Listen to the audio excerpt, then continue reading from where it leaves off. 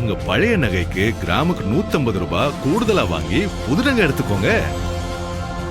அதே கம்மி சேதாரம் தான் உங்க லலிதால மட்டும்தான். திருவிக்கி நீங்க இல்லை, இன்னைக்கு நடந்தது வந்து தமிழ்நாடு சட்டமன்ற பேரவையில் இதுவரைக்கும் பார்க்காத ஒரு சம்பவங்கள்லாம் இன்னைக்கு நடந்திருக்கு. ஏன்னா ஒரு நடிகர்கள் நாடாளலாமா அப்படின்னா இதற்கு முன்னாடி ஆண்டு இருக்கிறார்கள். அவர்களுடைய அரசியல்லாம் நம்ம வந்து பார்த்துருக்குறோம். என்டிஆர் ஆண்டு இருக்கிறாரு, எம்ஜிஆர் ஆண்டு இருக்கிறாரு. அவர்கள் கூட சட்டமன்றத்தில் இப்படியெல்லாம் அதாவது ஒரு என்ன சொல்கிறது ஆக்ஷன் சினாரியோஸ் இதெல்லாம் வச்சு யாரும் பண்ணதில்லை. ஏன்னா அவர்களுக்கு அரசியல் அனுபவம் இருந்தது. அவர் நேரடியாக வந்து இந்த இடத்துல வந்து உட்கார்ந்து விடலை. அதனால் அவர்களுடைய முதிர்ச்சி அங்கே இருந்தது. முதல்ல ஒரு பதவி வரும்போது பணிவு வரணும் அப்படின்னு சொல்லுவோம். இன்னைக்கு நிறைய விஷயங்கள் நடந்து கொண்டார். நான் ஆக்ஷன் காட்டலாமான்னு கேட்டு சபாநாயகர் ஒப்புதல் கொடுத்து ஆக்ஷன் கொடுக்குறாரு. அதே சபாநாயகர் கால அவை கூடமோ சொல்கிறாரு ஆக்ஷன்லாம் எதுவும் வந்து செய்யக்கூடாது, சட்டமன்றத்தை அவையின் மரபு மாறுறீங்க அப்படிங்கிறாங்க. அப்போ இன்னொன்று நேர்த்தி வந்து அவை முடிஞ்ச பிறகு அவை முடிஞ்சிட்டுன்னு சொல்றாரு. சட்டமன்ற எதிர்க்கட்சி தலைவர் பேசினதோட அவை முடிஞ்சது. அதுதான் எப்போதும் சட்டமன்ற மரபு. அவை முடிஞ்சதுன்னு சொல்றாரு. ராஜ்மோகன் ஏந்திரிக்கதான் அமைச்சர் நீங்க பேசலாங்கிறது பக்கத்துல இருந்த அந்த அவர் சொல்றாரு. ஆனா சட்டமன்ற அவை மரபுன்னு இருக்கு. நீங்க வந்து பொதுக்கூட்டத்துல பேசல. இன்னைக்கு நடிகர் விஜய் அவர்கள் பேசுறது, இன்னைக்கு முதல்வரா பேசுறாரா நடிகரா பேசுறாரா நமக்கு தெரியல. ஏன்னா அவர் பேசுறது அப்படிதான். ஏன்னா ஒரு சட்டமன்றத்துல இருக்கா, இங்க மாண்பு இருக்கு, இங்க விதிமுறைகள் இருக்கு. மாண்பு என்ன மீறி அதான் விதிமுறைகள் இருக்கு. நான் சொன்ன பாயிண்ட் ஆஃப் ஆர்டர்னு ஒன்று இருக்கு. அண்ணன் இத்தனை நாள் எனக்கு செய்தி தொடர்பாளராக இருந்திருக்காரு. பாயிண்ட் ஆஃப் ஆர்டர் வந்து முதலமைச்சர் பேசும்போது பாயிண்ட் ஆஃப் ஆர்டர் வைக்கலாம். வச்சா பாயிண்ட் ஆஃப் ஆர்டருக்கு சபாநாயகர் இடம் கொடுக்கணும். பாயிண்ட் ஆஃப் ஆர்டருக்கு இடம் கொடுக்கலன்னு தான் சபாநாயகரை நோக்கி கேள்வி கேட்கணும். கேள்வி கேட்டால் முதலமைச்சர் பேசி முடிச்சதும் நீங்க பதில் சொல்லுங்கிறார். அப்ப தவறான விஷயங்களை முதலமைச்சர் குறிப்பிடுறார். அதனால நாங்க இதை ஏற்றுக்கொள்ள முடியாதுன்னு சொல்லி தான் வெளிநடப்பு செய்யறோம். பாயிண்ட் ஆஃப் ஆர்டர்ங்கிறது ஒண்ணு இருக்குங்கிறத அது யார் மறுக்கல. ஒரு நிமிஷம் சபாநாயகரே மறுக்கல. சபாநாயகர் என்ன சொல்றேன்னா நான் உங்களுக்கு அவகாசம் தரேன், முடிச்ச பிறகு நீங்க பேசுங்க தான் சொல்றாரு. அது நான் என்ன சொல்றேன்னா நேத்து இதே மாதிரி எதிர்க்கட்சி தலைவர் பேசும்போது 4 அமைச்சர்கள் பாயிண்ட் ஆஃப் ஆர்டர்ல உள்ள வந்து பேசினாங்க. அப்ப எதிர்க்கட்சி தலைவர் அந்த பதில்களை வாங்கி தான் திருப்பி பேசுறாரு.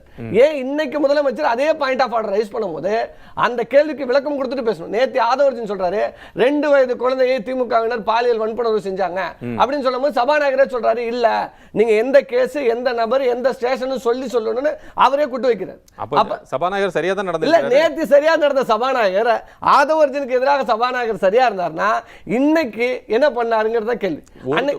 ஒரு நேரம் உங்களுக்கு சரியா இருக்க, ஒரு நேரம் எனக்கு சரியாவே இருக்கிறது தேவையில்ல. சபைக்கு சரியா இருக்கணும் சபாநாயகர். நான் அதை தான் கேட்கிறேன். பாயிண்ட் ஆஃப் ஆர்டர்னா என்ன அதை இங்க சொல்லுங்க. பாயிண்ட் ஆஃப் நேத்து எச்ச குற்றச்சாட்டுக்கு ஏதாவது விளக்கம். சட்டம் ஒழுங்கு சீர்கெட்டு இருக்கு, பாலியல் வன்புணர்வு சம்பவங்கள் அதிகரிச்சிருக்கு. இதை பத்தி எல்லாம் கேட்கிறோம். இந்த எரிவாயு அது விஷவாயு கசிவு 7 பேர்கள் உயிரிழந்திருக்காங்க, 61 பேர் தீவிர சிகிச்சை பிரிவில் இருக்காங்க. அப்ப இதெல்லாம் பத்தி நம்ம வந்து இங்க கொஸ்டின் எழுப்பிட்டு இருக்காரு. அதை பத்தி எல்லாம் இன்னைக்கு வந்து முதலமைச்சர் பாலியல் குற்றச்சாட்டு இதுக்கெல்லாம் பதில் சொல்லி என்ன சொன்னாரு நீங்க சொல்லுங்க. சட்டம் ஒழுங்கு பிரச்சனை நாங்க இதெல்லாம் நடவடிக்கை எடுத்திருக்கிறோம். சிங்கப்பெண் அதிரடிப்படைங்கிறார். சிங்கப்பெண் அதிரடிப்படை யாரு? புது ரெக்ரூட்மெண்டா? சிங்கப்பெண் அதிரடிப்படைங்கிறது புது ரெக்ரூட்மெண்டே கிடையாது. ஆயுதப்படையில் இருக்கிற காவலர்கள்ல கூடுதலாக இந்த பொறுப்பை பார்க்கணும். அவ்வளவுதான். மயிலாடுதுறையில் மொத்தம் 30 லட்சம் பேர். எத்தனை பேர் தெரியுமா? பெண்கள் மட்டும் 30 லட்சம் பேர் மயிலாடுதுறை மாவட்டத்தில். சிங்கப்பெண் அதிரடிப்படையில் நியமிக்கப்பட்டவர்கள் 6 பேர். எப்படி ஏற்கனவே டியூட்டி பார்த்தவங்களா அப்படியே மாத்தி போட்டுருக்கீங்க. யூனிஃபார்ம் மட்டும் தான் சேஞ்ச். சரி, சிங்கப்பெண் அதிரடி படைக்கு என்னடா பவர் இருக்கு? சுப்ரீமசி பவர்ஸ் ஏதாவது கொடுத்துருப்பாங்க பழக்கு, சிறப்பு ஆயுதங்கள்லாம் கொடுத்துருப்பாங்க பழக்கு தடுப்பதற்கு. அப்படின்னா எந்த ஆயுதமும் கிடையாது. ஏதாவது பிரச்சனைனா அவங்கள பிடிச்சிட்டு போய் காவல் நிலையத்தில் ஒப்படைக்கலாமே தவிர வேற எதுவுமே இல்லை. 30 லட்சம் இளைஞ பெண்களுக்கு வெறும் 6 பேருங்கிறது நான் ஒரு எக்ஸாம்பிள் என் மாவட்டத்தை நான் சொல்றேன். அப்ப சிங்கப்பெண் அதிரடிப்படையை வச்சு எப்படி பாலியல் குற்றச்சாட்டை தடுப்பீங்க? இந்த 3 வயது குழந்தை கும்மிடிப்பூண்டியில பொன்னேரியில இருக்குங்க அடக்கம் பண்ணணும். காவல்துறை விஜய் கட்டுப்பாட்டுல இருக்கு. விளக்கம் கொடுக்கணும்.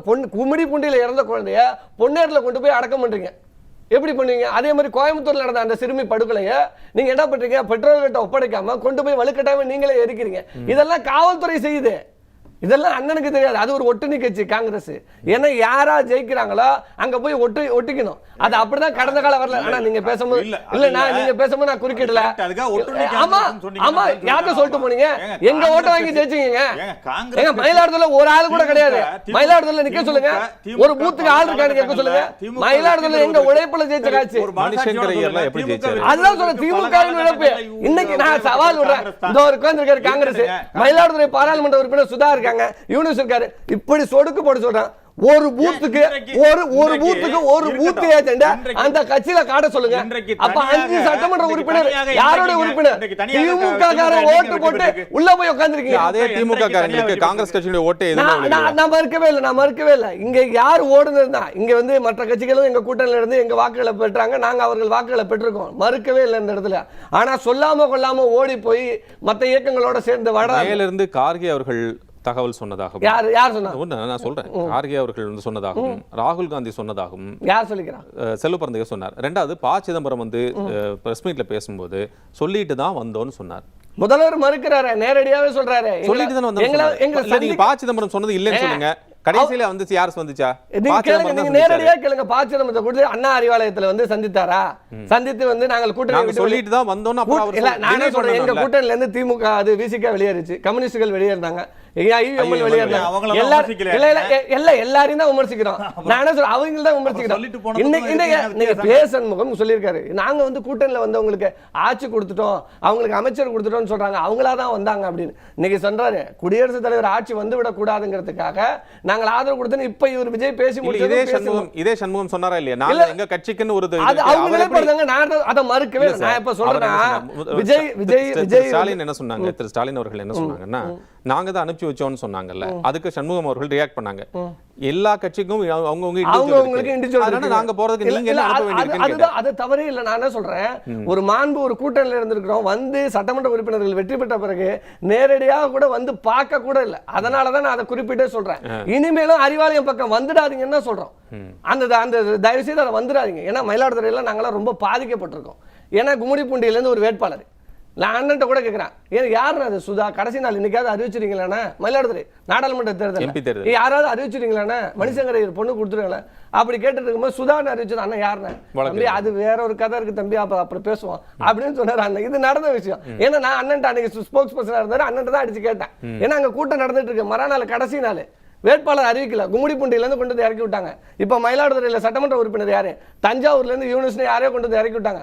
ஆனா கூட்டணி கட்சி தலைவர் அறிவிச்சிட்டாரு, நாங்க நிக்கலனாலும் பரவாயில்லன்னு சொல்லி வேலை பார்த்து ஜெயிக்க வச்சோம். இன்னைக்கு காங்கிரஸ் அதுக்கு பிறகு நீட்டுக்கு போராட்டம் நடந்தப்ப மயிலாடுதுறையில் நடந்த சம்பவம் காங்கிரஸ்காரன் யாரும் மறுத்திருக்க மாட்டான். அதனால என்ன சொல்றேன்னா, இன்னைக்கு அந்த கட்சி என்ன நிலைமையில இருக்கிறத பேச இங்க நாங்க தயாரா இல்ல. ஏன்னா அவங்களுடைய அமைச்சர், கல்வி அமைச்சர் போய் நின்று உயர்கல்வித்துறை அமைச்சர் வாடி வாடி வாடி கைப்படாத சீடின்னு பாட்டுக்கு போட்டு பள்ளிக்கூடத்துல ஆடிட்டு இருக்காரு. ஒரு உயர்கல்வித்துறை அமைச்சர் இல்ல, எங்க ஒரு பள்ளிக்கூடத்துல இல்ல, எங்க சந்தோஷம் இருங்க, நான் பேசும்போது நீங்க பேசும்போது அமைதியா இருந்தல, நான் குற்றச்சாட்டு இல்ல குற்றச்சாட்டு வைங்க கொஞ்சம். அது வந்து நான் சொன்னதுக்கு நீங்க மறுத்து சொல்லுங்க. நீங்க உங்களால கண்டனம் தெரிவிக்க முடியாது. ஸ்கூலுக்குள்ள பள்ளிக்கூடத்துல இப்ப நான் எடுத்து காட்டுறேன், பீஸ்ட் பட பாட்டை குழந்தைகள் எல்லாரும் ஸ்கூல் குழந்தைகளை ஸ்கூல் அறைக்குள்ள பூந்து கடுமையா கண்டிச்சிருக்காங்க. அதே மாதிரி சார் ஒரு நிமிஷம், ஒன்றிய செயலாளராக இருந்தவங்களே வந்து 2 பேரும் இந்த கட்சி பொறுப்பை விட்டு நீக்கி இருக்காங்க. அது வந்து நான் இப்ப எடுத்துக்காட்டு அவர் என்ன சொன்னாருன்னா, இல்ல யாரா இருந்தாலும் இது நேத்து நடந்தது, நான் இன்னைக்கு நடந்தது அதுதான் சார், யாரா இருந்தாலுமே தவறுன்னு தான் சொல்றாரு. அது வந்து யாரா இருந்தாலும் உடனடி நடவடிக்கை எடுக்கணும். அப்ப தொடர்ந்து தவறு அதுல யாரும் வந்து சப்போர்ட் தமிழ்நாடு முழுக்க ஆய்வுகள்ங்கிற பேர்ல தாவேகா கட்சியினர் நடத்துற விஷயங்கள்ல கண்டிச்சாங்களா? திருப்பரங்குன்ற ஆவணப்படத்துக்கு தடை பண்ணாங்க, அத பத்தி பேசுறாங்க. காங்கிரஸ் கேக்குறீங்க? ஆமா, காங்கிரஸ் வாய் திறந்தாங்களாங்கற இதெல்லாம் தாவேகா பண்ணுச்சு. திருப்பரங்குன்ற நடவடிக்கை எடுத்துட்டு இருக்காங்க. திருப்பரங்குன்ற ஆவணப்படத்தை தாவேகா தடுத்து நிறுத்தியது. ஆவணப்படம் மத நல்லிணக்க சம்பந்தமானது. ஏன் தடுத்து நிறுத்தினீங்கன்னு கேட்டதுக்கு பதில் இல்லை. அதை பத்தி ஒரு பதிவு போஸ்ட் போட்டா அந்த போஸ்ட்டை சைபர் கிரைமை பயன்படுத்தி ரிமூவ் பண்றீங்க. விபிஎன்ல வந்து தான் செக் பண்ண முடியுது அந்த போஸ்ட் இருக்கான்னு. சோ அதுக்கடுத்து குர்பானிக்கு தடை. அப்ப அதை பத்தி காங்கிரஸ் பேசுதானா? இல்ல. கோயில்களின் நிதியில கோயில்களுக்கு தான் செலவு பண்ணுவோம்னு சொல்லி இந்த பிரஸ் மீட்டிங் நம்ம பார்த்தோம். சோ இது எல்லாமே இன்னைக்கு இத பத்தி எல்லாம் காங்கிரஸ் பேச போறதுல இன்னும் நடக்கிற விஷயங்கள். கோயில் நிதி கோயிலுக்கு தான் செலவு பண்ணுவாங்க. இது ஆர்எஸ்எஸ் இன் கூட்டு. நான் என்ன சொல்றேன், கோயில்களின் நிதியில இன்னைக்கு இந்த அறநிலையத்துறையில கல்லூரிகள் இருக்கு, பள்ளிக்கூடங்கள் இருக்கு. பள்ளிகளை எதிர்க்கலையேங்க. ஆளுநர் உரையில என்ன இருந்ததுன்னு தெளிவா எடுத்து போட்டு படிச்சுட்டு வாங்க. அப்ப நான் அது தெளிவா அதுல இருக்கிறத சொல்றேன். கோயில்களின் நிதிகள் கோயில்களுக்கு மட்டுமே செலவிடப்படும் குறிப்பிட்டு இருக்கு. நேற்று கூட அதை பற்றி தான் விவாதம் வந்தது. அப்போ வந்து அந்த பார்க்கிங் எதுக்கு அமைச்சர் மல்டி லெவல் பார்க்கிங் உருவாக்குச்சு அப்படிங்கறத அந்த கேள்வி. அதான் மல்டி லெவல் பார்க்கிங் எதற்குங்கிறதுக்கு அதற்கான விளக்கமும் கொடுத்திருக்காங்க. அந்த ஆணையர் அப்பர் கேள்வி அதுக்கு தான் வந்ததுன்னு சொல்றாங்க. இல்ல அது அதுக்கு வந்தது. ஆனா ஆளுநர் உரையில என்ன இருந்ததுன்னா கோயில்களின் நிதி கோயில்களுக்கு அப்படின்னு சொன்னதுதான் அங்க பிரச்சனை. ரெண்டாவது விஷயம், அவர் கூட இருக்க தனி செயலாளராக நியமிச்சிருக்காரு ஜெகதீஷ் பழனிசாமி. எப்போ நியமிச்சிருக்காருன்னா நேற்று தான் தெரியுது. அண்ணா உங்களோட நான் வந்து ரசிகனாக இருந்தேன், என்னை தனி செயலாளராக இன்னைக்கு ஆக்கியிருக்கீங்களே அப்படின்னு ஒரு பதிவு போட்டதான் எல்லா மீடியா, உங்கள் மீடியா முதற்கொண்டு நேற்று தான் போடுறீங்க. என்னடா ஷாக்காக இருக்குது, எப்போ தனிப்பிரிவு செயலாளராக போட்டாங்கன்னு பார்த்தா 40 நாளைக்கு முன்னாடி 674 வந்து ஆணையன் யாருக்கு, ஜெகதீஷ் பழனிசாமிக்கு. 675வது ஆணை யாருக்கு அப்படின்னா ரிக்கி ரத்தன் பண்டிட்டுக்கு. அடுத்தடுத்த ஆணை ஒரே நாளில் தான் 2 பேருக்கு ஆணை ரிலீஸ் பண்ணியிருக்காங்க. ரிக்கி ரத்தன் பண்டிட் ஆணை ரிலீஸ் ஆன உடனே பிரச்சனை ஆனதும் இந்த ஆணை 40 நாளாக காட்டவே இல்லை. நான் கேட்கறது என்னன்னா, இல்ல நான் முடிச்சிடறேன், நான் கேட்கறது என்னன்னா ஃப்ரீ கவர்மெண்ட், அதாவது வெளிப்படையான அரசாங்கம். ஒரு தனிச்செயலர், உங்களுடைய தனிச்செயலர் யாரை வேணாலும் நியமனம் பண்ணீங்கப்பா, நீங்க ஒரு நடிகையை கூட போட்டு வச்சீங்க, யாரும் இங்க கேட்க போறது இல்ல. இல்ல நான் சொல்றேங்க, ஏங்க இவரு மட்டும் என்னங்க, சமூக சேவரா யாரா வேணா இருந்துட்டு போனா, அதுக்கு எக்ஸாம்பிள் சொல்றேன். அப்புறம் இன்னைக்கு நீங்க ரூட் பழனிசாமியை போட்டு வைக்கிற போது, ஜெகதீஷ் பழனிசாமியை போடும் போது இதே நாங்க வெளிப்படையான நிர்வாகம்னு சொல்றீங்களே, 40 நாள் ஒரு ஆணை முதல்வர் கோப்புல முதல்வர் தனி செயலாளர் யாருங்கிறதே 40 நாளா இந்த அரசாங்கம் மறைச்சு வச்சிருக்கு. நேத்து எடுத்து வெளியிடுது. அப்ப நாங்க வெளிப்படையான நிர்வாகம் நடத்த போறோம், அதற்கு நான் காமராஜர் ஆட்சியை கொடுக்க போறாரு விஜய்னு முட்டு கொடுத்த காங்கிரஸ் இதுக்கு பேசுமா? காமராஜர் ஆட்சி ஈவிகே சிலங்கோன் திமுக இல்ல இப்ப சொல்றது சொல்லுங்க சம்பவங்களை. அப்ப இதெல்லாம் இல்ல இல்ல அவரு பேசுறாரு, நானே சொல்றேன். இதே காங்கிரஸ் வந்து எங்க கூட்டத்தில் இருக்கும்போது என்ன மாதிரி பேசுவாங்கன்னு உங்களுக்கு தெரியும். அதனால காங்கிரஸ் தான் நான் வெளிப்படையா சொல்லிட்டேன், அது ஒரு ஒட்டுணி கட்சின்னு. அதனால இன்னைக்கு இருக்கிற இல்ல இல்ல இன்னைக்கு இருக்கிற அந்த ஒட்டுணி கட்சியோட இருந்தாங்க ஆட்சியில, அதுதான் சொல்றேன். அந்த ஒட்டுணி கட்சியோட வாக்குகளை வாங்கி காங்கிரஸ் அதான் சொல்றேன். அப்ப இந்த மாதிரி பிரச்சனை இல்ல. திருப்பரங்குன்ற ஆவணப்படத்தை பத்தி பேச மாட்டோம், குர்பானி தடையை பேச மாட்டோம், டிரான்ஸ்பரன்சி கவர்மெண்ட் இல்ல அதை பத்தி பேச மாட்டோம், பார்த்ததுக்கு 10 ரூபா தடைனாங்க, நாங்க வந்து நிக்குவோம்னாங்க, இல்ல இப்ப பண்ண முடியாதுங்க, அது அந்த ஸ்டிக்கருக்கு தாங்கன்னு இப்ப ஏன் பேசுறாரு? ஏறி பேசும்போது பாட்டிலுக்கு 10 ரூபான்னு பாடும்போது தெரியல. அதே மாதிரி மயிலாடுதுறைக்கு வந்த உணவுத்துறை அமைச்சர் வெங்கட்ராமன் 40 ரூபா மூட்டைக்கு வாங்குறத நாங்க நிறுத்துவோம்னு மேடையில் பேசினாரு விஜய். இல்லைங்க 40 ரூபா வந்து அங்கே டிபிசியில் டிபிசியில் இருக்கிறவங்களுக்கு அவங்களுக்கு சாப்பாட்டுக்கு அங்கே பராமரிப்புக்கு இதுக்கெல்லாம் தேவைப்படுது. அப்போ அங்கே உங்கள் முதல்வர் அன்னைக்கு பேசும்போது பிரச்சாரத்தில் பேசும்போது அப்போ பிரச்சாரத்தில் ஒன்று பேசுனீங்க, பாட்டிலுக்கு 10 ரூபான்னு பாருங்க. அப்போ இதெல்லாம் காங்கிரஸ் வாய்மூடி தான் வேடிக்கை பார்க்கும். ஆனால் மக்கள் இதெல்லாம் பார்த்துட்டு தான் இருக்காங்க. இன்னைக்கு அவர் காட்டுற சைகை எல்லாம் இன்னைக்கு மக்கள் எப்படி எல்லாம் பார்த்துட்டு இருக்காங்க. உங்க பிள்ளைங்களை எல்லாம் பத்தி நான் இங்க பேச வேண்டிய தேவையில்லை. உங்க அப்பா எங்க கதைன்னு கேட்டா இங்கேயும் பல பேர் வெளியில கதைகளை கேட்டுட்டு தான் இருக்காங்க. அதாவது தன்னிடத்துல இருந்து ஒழுக்கம் வேண்டும் மற்றவர்களிடத்தை பேசுறதுக்கு. இப்போ முதல்ல சட்டமன்றத்துக்குள்ளே எப்படி நடந்துக்கணும், சட்டமன்றத்துக்கு வெளியில் பத்திரிகையாளர் சந்திப்பில் என்ன பேசணும், பொது மேடைகளில் ஆதவர்ஜன் பேசுன மாதிரி யார் வேணாலும் என்ன வேணாலும் பேசலாம், எங்கள் மேடைகள்லையும் பேசுகிற ஆட்கள் தான் இருக்காங்க. இப்போ அண்ணன் தெளிவாக புரிஞ்சுக்க வேண்டியது, இன்றைக்கி சட்டமன்றத்தில் பேசினது என்ன, சட்ட விதிமுறை என்ன, எல்ஓபின்னா என்ன, பாயிண்ட் ஆஃப் ஆர்டர்னா என்ன, இதை தான் பேசுகிறோம். இதெல்லாம் சட்டமன்ற விதி. நான் வந்து சும்மா 10ஆம் பதிவெல்லாம் பேசிட்டு எல்ஓபி நேற்று ஹவர்ஸ் முடிஞ்சிட்டுன்னு சபாநாயகர் அறிவித்த பிறகு சபாநாயகரே அவரோட விதியை மீறி ராஜ்மோகன் அவர்களை பேச சொல்றாரு. அததான் இன்னைக்கு அவருடைய உதவியாளர் சொன்னதன் அடிப்படையில் அது உதவியாளர் சொல்றதெல்லாம் அங்க செல்லுபடியாகாது. அந்த நோட் கொடுத்திருக்காங்க, கவனிக்காம இல்ல. ஏன்னா ஒரு சபாநாயகர் பொறுப்பு உட்காந்துருக்கீங்க, எதிர்கட்சி தலைவர் பேசி முடிச்சுட்டாருன்னா முடிஞ்சிச்சுன்னு அர்த்தங்க. அதுதாங்க சட்டமன்றம், அதான் எல்ஓபி. அப்ப அது என்னங்கிற விதி முதல்ல சபாநாயகருக்கு தெரியல. அப்ப நீங்க பேசுங்க அப்படிங்கிறாரு. அதான் அவர் எஞ்சி நான் கிளம்பி போயிட்டு வீட்டில் டிவி போட்டு பார்க்குறேன், அங்கே அமைச்சர் பேசிகிட்டு இருக்காரு. அப்போ முதல்ல நான் சொல்ல வருது, சட்டமன்ற விதிகளை 2 நாள் ட்ரைனிங் எடுத்தீங்கல்ல, அந்த 2 நாள் ட்ரைனிங்கில் என்ன பண்ணீங்க? சபாநாயகர் இங்கே உள்ள அதிமுக சட்டமன்ற உறுப்பினர்களை பார்த்து நீங்கள்லாம் வந்திருந்தா தெரிஞ்சிருக்கும் அப்படின்னு சொன்ன சபாநாயகருக்கு தான் கட்சி சட்டமன்ற உறுப்பினர்கள் தியேட்டரில் உட்காந்துருக்க மாதிரி கை தட்டி விசில் அடித்து கொண்டாடிட்டு இருக்காங்க. இதெல்லாம் 2 நாள் ட்ரைனிங்கில் என்னதான் ட்ரைனிங் எடுத்தீங்க அப்படிங்கிறத நம்ம கேட்கணும். இன்னொன்று, சட்டமன்றத்தில் ஆக்ஷன் காட்டக்கூடாதுன்னு இன்னைக்கு ஆக்ஷன் காட்டிட்டு இருக்கீங்க. இதே எதிர்கட்சி தலைவர் நினைச்சிருந்தா இதே சட்டமன்றத்தில் இப்போ உங்க அப்பாவை காணுன்னு விஜய் சொன்னது மாதிரி இதே சட்டமன்றத்தில் பேசாம வெளியில போய் சொன்னாரு. இதே சட்டமன்றத்தில் பதிவாக இருந்ததுன்னா இன்னைக்கு சட்டமன்ற குறிப்பில் ஏறி இருக்கும். அந்த மாண்பை காமாத்துறாரு.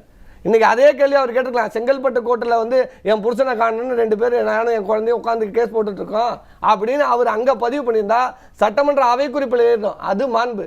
அதை அங்கே பேசாமல் வெளியில் போய் பத்திரிகையாளர் சந்திப்பில் அந்த கேள்வி வச்சார் பார்த்தீங்களா, அதுதான் அங்க கேட்கணும். நான் என்ன சொல்றேன்னா, முதல்ல சட்டமன்ற விதிகளை முதல்ல உங்க கட்சி எம்எல்ஏக்களுக்கு கத்துக் கொடுங்க. இது வந்து தியேட்டர் கிடையாது. ஏன்னா பிளாக் டிக்கெட் வித்த ஞாபகத்துல பல பேர் உள்ள வந்து உட்கார்ந்துட்டு விசில் அடிக்கிறதும் கை தட்டுறதும் இந்த மாதிரி அவை விதிமுறைகள் எல்லாமும் மீறது எல்லாமே. சினிமா பத்தி விமர்சனம் வந்தா அது திமுகவை நோக்கி அந்த விமர்சனம் வரும். நான் சினிமாவை பத்தி இங்க விமர்சனமே பேசல. பிளாக் டிக்கெட் அதான் பேச திருப்பி அது இன்னைக்கு அமைச்சர் அதுக்கு அப்புறம் வந்து இல்ல நான் வெளிப்படையா சொல்றேன். அதுக்கு திருப்பி அந்த விமர்சனம் வந்து உங்களை நோக்கி யாருக்கு வேணாலும் வைக்கட்டுங்க. அதை செஞ்சா தப்பு. சட்டமன்றத்துல இத்தனை ஆண்டு வரலாறுல சுதந்திர தமிழ்நாடு சட்டமன்ற வரலாற்றுல விசில் அடிச்ச சம்பவம் இருக்கா? இன்னைக்கு விசில் அடிச்சு கைத்தட்டி இருக்காங்க. உங்க பழைய நகைக்கு கிராமுக்கு 150 ரூபாய் கூடுதலா வாங்கி புது நகை எடுத்துக்கோங்க. அதே கம்மி சேதாரம் தான் உங்க லலிதால மட்டும்தான்.